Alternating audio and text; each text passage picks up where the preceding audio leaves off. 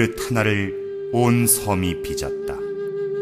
이 안에 제주 여성들의 애환이, 제주 사람들의 삶이, 거센 풍파를 버텨온 제주의 역사가 담겨있다. 거친 바닷바람도 넘길 듯 부드러운 굴곡과 넉넉한 배, 굳이 감추지 않은 불길진한 흔적, 제주가 아니면 만날 수 없는 그릇. 제주의 흙은 푸석푸석하다. 70%가 화산토이기 때문이다.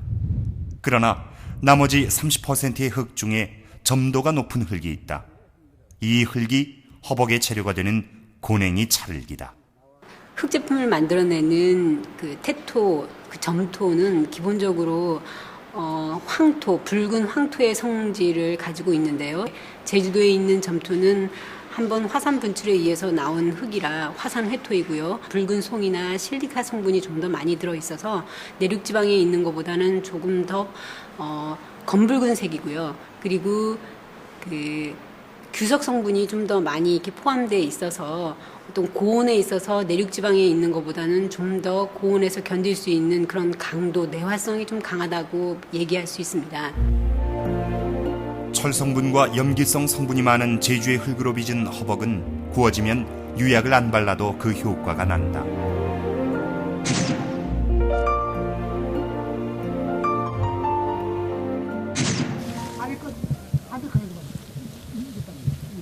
허벅을 만들 수 있는 흙이 나는 곳은 제주에서도 북서쪽, 북동쪽, 서남쪽에 있었지만 이 중 현재 남은 것은 한라산 아래 서남부 지역이다.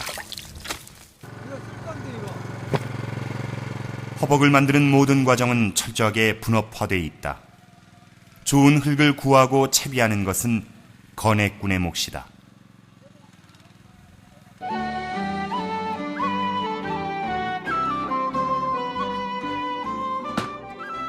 흙을 구하면 본격적인 작업이 시작된다.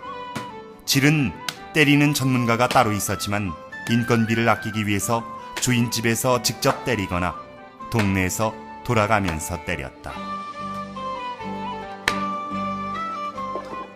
때리고 숙성시키고 때리기를 수개월. 드디어 질흙이 완성되면 일정한 크기로 만드는데 이것이 바로 목질이다.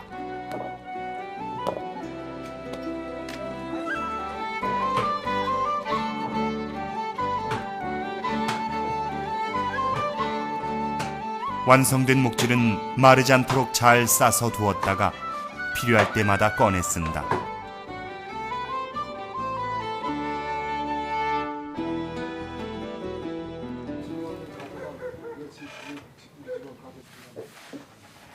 성형 작업은 토림이라는 널따란 나무판 위에서 만들어진다.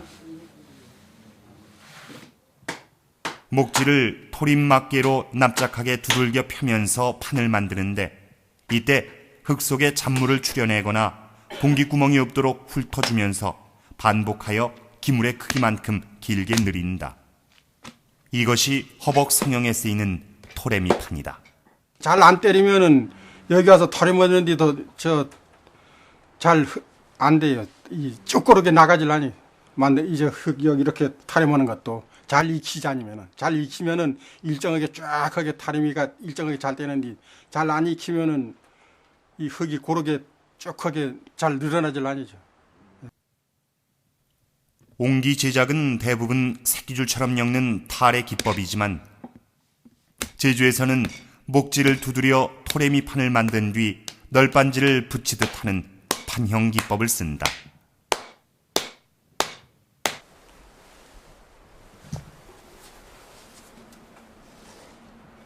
불채는 재를 말한다. 보리낭불 불채가 제일 좋은데 토림에 바닥판이 눌러붙지 않도록 하기 위한 것이다. 성형의 첫 작업은 불채 위에 바닥판을 놓은 뒤 바닥막개로 고루 치는 것이다.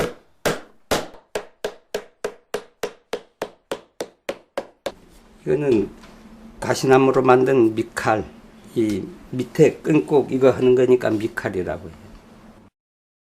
네, 이건 가시나무로 만들어야 소나무는 이거 금방 닳아져 없어져요. 센 놈으로 해요. 원하는 크기의 허벅에 걸맞는 밑판의 크기를 정하고 밑가세로 잘라낸다.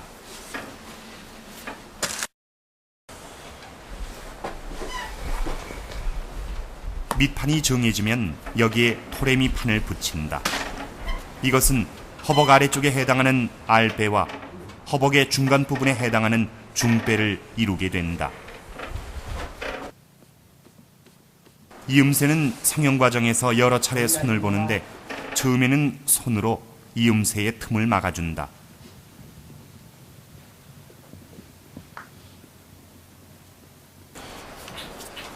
지금 성형 작업을 하고 있는 신창현 옹은 분업화된 허벅 제작 과정 중에서도 옹기를 빚는 옹기대장이다. 요거는 이 안내 때리는 조막이고 이건 수레차기라고 바퀴띠 때리는 거. 이렇게 맞춰서 때리는 거. 이거 늘리는 거지. 늘어나라고. 이게 얇아지라고. 허벅의 몸통은 얇아야 한다. 물을 이동시키는 도구인 만큼 가벼워야 하기 때문이다.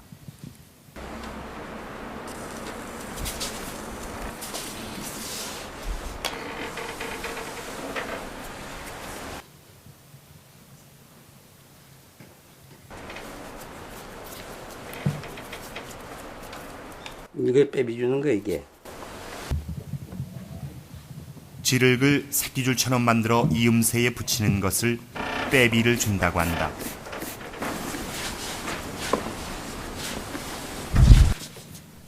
수리질 역시 허벅 성형의 중요한 요소다. 알배 쪽 빼비 주기가 끝나면 허벅 몸통의 위쪽, 즉 웃배가 될 토레미를 붙인다.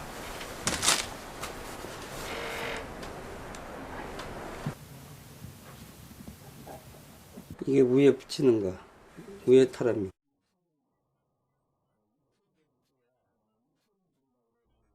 토레미는 기물의 크기에 따라 많게는 5개까지 이어붙여 만든다. 다시 빼비를 만들어 위아래 토레미의 이음새를 막아준다.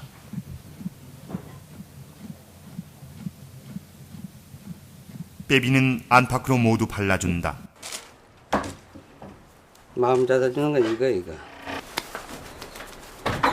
빼비를 다 주고 나면 목지를 조금 떼어 윗부분에 덧붙인다. 이것을 마음자사 준다고 한다.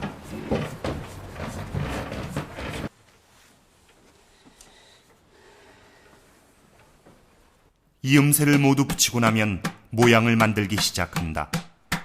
아래에서 위로 두드려가며 모양을 잡아가는데 이때 위아래의 두께를 얇으면서도 균일하게 만드는 것이 중요하다. 마창 잘만 때리면 돼. 이게 인역 감각으로 한 바퀴 돌아온 거 닮으면 위로 올라가고 한 바퀴 돌아온 거 닮으면 다시 위로 조금씩 이게 올리면서 때리는 거죠. 제조옹기는 때려서 만드는 기법으로만 제작된다. 허벅도 예외는 아니다. 앞으로 허벅 뿌리를 일로 붙이려고 하니까 이제 다 막아버리면은 밑에 작업을 못 하거든요. 그래서 이게 이렇게 해서 여기 너르게 해놨다가 마무리된 다음엔 위에 조여입니다. 모양을 잡아가며 두드릴 때는 조막과 수레착이란 도구가 쓰인다. 허벅 안에 받치는 것이 조막이고 바깥쪽에서 때리는 도구가 수레착이다. 배도 골고루 나게 하고 이 배를 이걸로 훑으면서 이걸로 받아서 쭉 하게 하면 고르게 나고 이게 훑어주는 게 이 정력을 세게 하는 겁니다. 이게 아니 훑으면은 이거 들려내지도 못해요. 이거 훑을수록 한 번이라도 더 훑을수록 굴에 가서도 이게 견뎌낼 수가 있고 이게 훑지 않으면 이게 멱살이가 없어요. 그냥 힘이 없어요. 이게. 훑는 작업은 항아리를 강하고 가볍게 만들기 위한 필수 과정이다.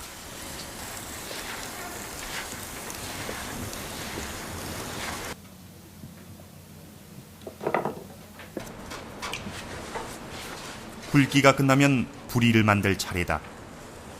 작업을 위해 너르게 만들어 놓았던 허벅 입구를 다듬은 뒤 부리를 만들어 붙인다.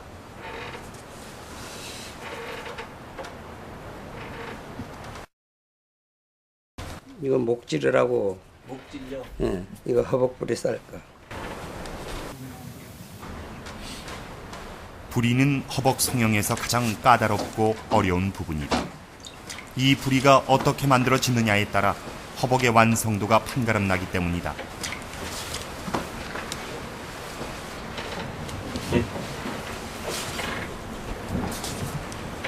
부리는 물을 담는 구멍일 뿐만 아니라 손잡이가 따로 없는 허벅의 손잡이 노릇까지 하는 부분이다. 때문에 두 가지 기능을 모두 갖추어야 한다. 부리까지 만들어지면 마지막 마무리 작업을 하게 된다. 밑둥 부분을 매끈하게 다듬고 울퉁불퉁한 면을 고르게 다듬는다. 겉면이 매끈하게 마무리돼야 무늬가 잘 새겨질 뿐 아니라 구워낸 뒤에 광택도 좋아진다.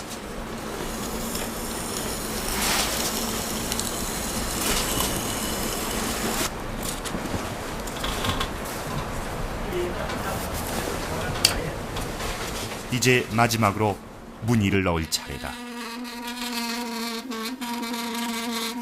무늬를 넣을 때 나는 소리 때문에 보로록 무늬라 불린다. 대나무 해야 얇게 나오거든요. 이 두께가 이 책장 모양으로 얇게 나와야 이게 이렇게 가감이 튕겨야 이게 소리 나게 되거든요. 이게 무늬 모양도 좋고 이렇게 하면 이 모양이 더 좋죠. 이거 그냥 민착한 거보다. 주둥이 부근에 도곡만의 무늬를 새겨 넣는 것으로 성형 작업이 끝난다.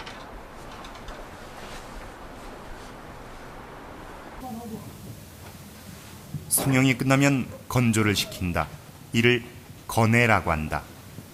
햇빛에 놓아두면 깨지거나 갈라지기 때문에 반드시 움집이란 곳에서 건해야 한다. 건해는 성형을 하는 안건해와 완성된 그릇을 말리는 바깥건해 두 가지가 있는데 이 두 가지 모두 건해꾼이 담당했다. 건해는 건해꾼 한 사람이 도맡아 한다. 흙과 땔감을 준비하는 것도 건해꾼의 몫이다. 모양을 갖춘 그릇들은 이곳에서 짧게는 3개월, 길게는 10개월까지 건조한다. 그 기간 동안 건해꾼 이외에 누구도 이 문을 열지 못한다.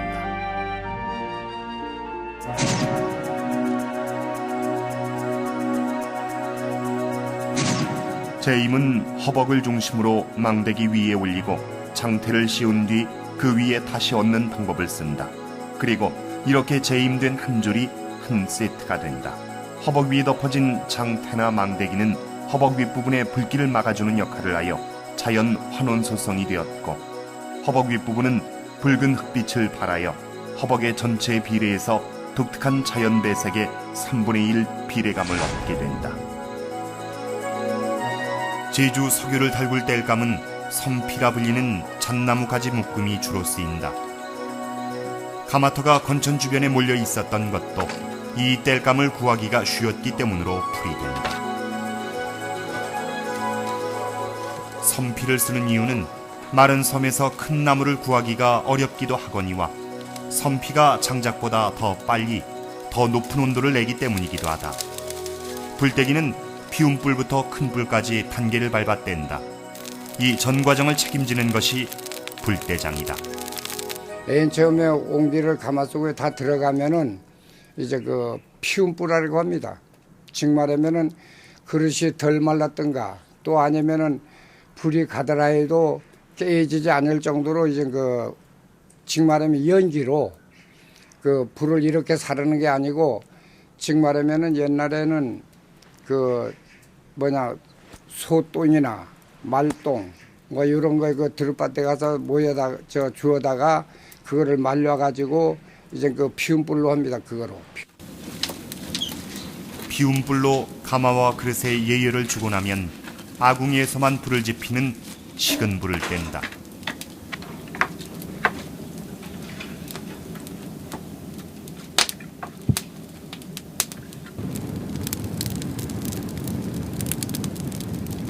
식은불이라는 거는 이 가마의 챗 아궁지에 이제 안내로 들어가지 않고 아궁지에서만 불을 뗍니다. 군불떼기가 끝나면 본격적인 불떼기를 하기 전에 제사를 지낸다.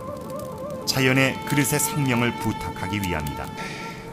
피운 불을 하고 그 식은불을 뗄 때 그때에 제사를 지냅니다. 그 제관은 즉 말하면 불대장이 가서 제를 지냅니다. 제관이 되죠. 불대장이. 그래서 거기서 이렇게 절도 하고 했다가 이제 또 다 끝나면은 이제 가져와서 인부들 먹죠. 불제라고 해가지고 이 옹기를 잘 있게끔 잘 이제 해주시오 하는 뜻이죠. 즉 말하면 마음의 멋이니까 그렇게 정성을 넣죠. 불대장은 아궁이와 굴뚝의 연기만 봐도 불이 제기를 지나고 있는지 안다. 군불을 끝내고 중불을 결정하는 것도 불대장이다. 이제 중불에 하면은 가운데다 이제 그 당시에는 화루가 있어요. 불 사르는 화루가 있었는데 화루를 만들어 가지고 중간에 놓습니다. 이 아궁지 안에다가 놔가지고 이제 중불을 산다가 그 화루가 거의 익었다. 여기서 눈앞에 보이니까 요즘 되겠구나 해가지고 이제 큰 나무로 해가지고 그 화루를 꺼냅니다. 이제 화루를 꺼낸 다음에 이제 그때는 이제 불을 이제 안불로 들어갑니다. 그거 보고 안불 큰 불이라고 하는데 큰 불은 기물의 생사를 결정하는 가장 중요한 불이다. 3박 4일 동안 계속되는 불떼기 중에 큰 불은 보통 마지막 날 밤에 이루어진다. 새벽녘이 불을 잘 볼 수 있기 때문에 불어 시간을 그렇게 맞추어 시작한다. 옹기를 익히는 거죠 그때는. 그러니까 한 번에 그 아궁지 가득이 즉 말하면 혼자서만 그 큰 불을 못 떼고 두 사람이 이제 그 작대기질 하고 이렇게 해가지고 안으로 쏙 드물죠. 저 안에 담으면은 또 구멍이 있는데 그 구멍 가까이까지 나무를 지듭니다. 이때 가장 중요한 것은 재빨리 숯을 빼내고 그 자리에 땔감을 채워넣는 협업이다. 그렇게 땔감을 채워놓고 나면 큰 불의 하이라이트, 흰 불이 터진다. 저 노랗게 아니고 좀 하얀 빛이 느끼다 할 정도일 때가 그릇이 가장 잘 녹을 때. 뒤쪽에 뚫린 4개의 구멍에서 흰 불이 터지면 잿불을 넣을 때라는 신호다. 이때 조를 짜서 양쪽 잿불 구멍에 마른 장작을 집어넣는다. 그건 잿불질을 왜 하느냐? 그릇을 때깔을 더 즉 말하면은 색이 좋게 반들반들하게 만드는 겁니다. 그 나무 짓고 막 큰 불을 산다 보면 즉 말하면 불건이 이제 그 위에 멈춰 있으니까 요거를 벗기기 위해서 그래서 장작질을 합니다. 그러면 그것이 완전히 이제 다 녹아지고 없어져요. 그래서 색깔 내오는 거죠. 지난 나흘, 불길은 굴 안에 돌마저 녹일 만큼 맹렬했다. 제주 석교는 흙가마가 아님에도 불구하고 1200도 이상의 고온을 만들어내고 견딘다. 세계적으로 이례가 없는 제주만의 지혜다.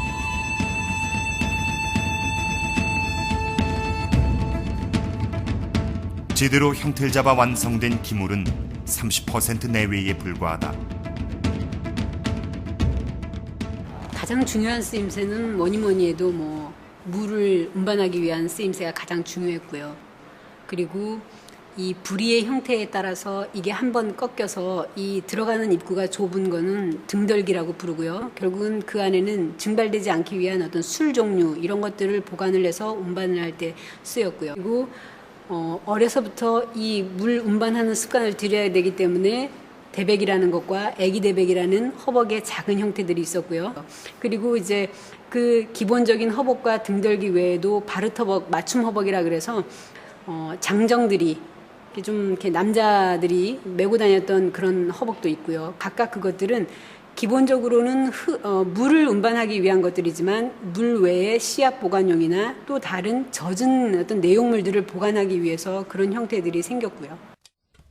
날씨구나 좋다 지화자 좋네 한이 놀지는 못들이라 언제 놀자는 청춘이요 언제나 쓰자는 돈이렸냐 허벅은 제주 여성의 삶이다. 희노애락의 모든 자리에 허벅이 함께했다. 허벅은 제주의 자연이다.